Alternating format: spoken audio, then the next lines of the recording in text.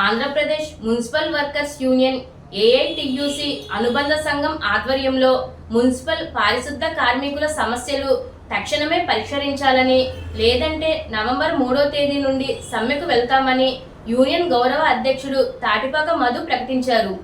ఈ సందర్భంగా ఏఐటియుసి జిల్లా convener K Rambabu, Rajahmundry AP municipal workers union committee ప్రధాన కార్యదర్శి అల్లం వెంకటేశ్వరరావు, యూనియన్ నాయకులు డి దుర్గమ్మ, కాకి శారద, గిరి పోలమ్మ తదితరులు బుధవారం ఉదయం రాజమండ్రి మున్సిపల్ కార్పొరేషన్ కార్యాలయం వద్ద నిరసన ధర్నా చేశారు.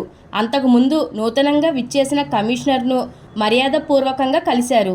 ఈ సందర్భంగా మధు మాట్లాడుతూ, మున్సిపల్ పారిశుద్ధ్య కార్మికులు మరణించిన, రిటైర్మెంట్ అయిన వారి స్థానంలో వారి కుటుంబీకులకు ఉద్యోగ అవకాశాలు కల్పించాలని, మున్సిపల్ కార్మికుల ప్రస్తుతం ఉన్న బ్యాంకు ఖాతా నుండి యాక్సిస్ బ్యాంకులోకి పోవాలని, కమిషనర్ల ఒత్తిడి నుండి ఆపాలని, 7/12/2023 నాటి ప్రభుత్వంలో జరిగిన మున్సిపల్ సమ్మె విరమణ ఒప్పందంలో భాగంగా వర్క్ ఆఫ్ నేచర్ బట్టి ప్రస్తుతం పనిచేస్తున్న ఇంజనీరింగ్ ఆఫీస్ సిబ్బంది, స్కూల్ స్లీపర్స్ వంటి వారికి వేతనాలు పెంచి మంజూరు చేయాలని ఆంధ్రప్రదేశ్ మున్సిపల్ వర్కర్స్ యూనియన్ తరపున నవంబర్ 3 నుండి సమ్మె చేస్తున్నట్లు మధు ప్రకటించారు.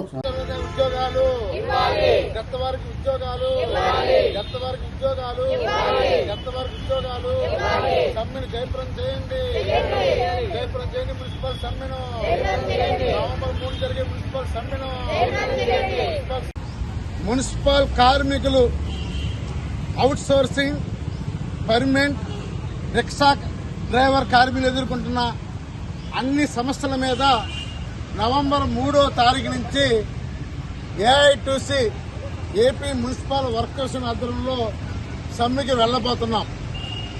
ఈ తూర్పుగోదావరి జిల్లాలో ప్రధానంగా సమ్మెకి ప్రధాన డిమాండ్లు 3-4 అంశాలు ఉన్నాయి.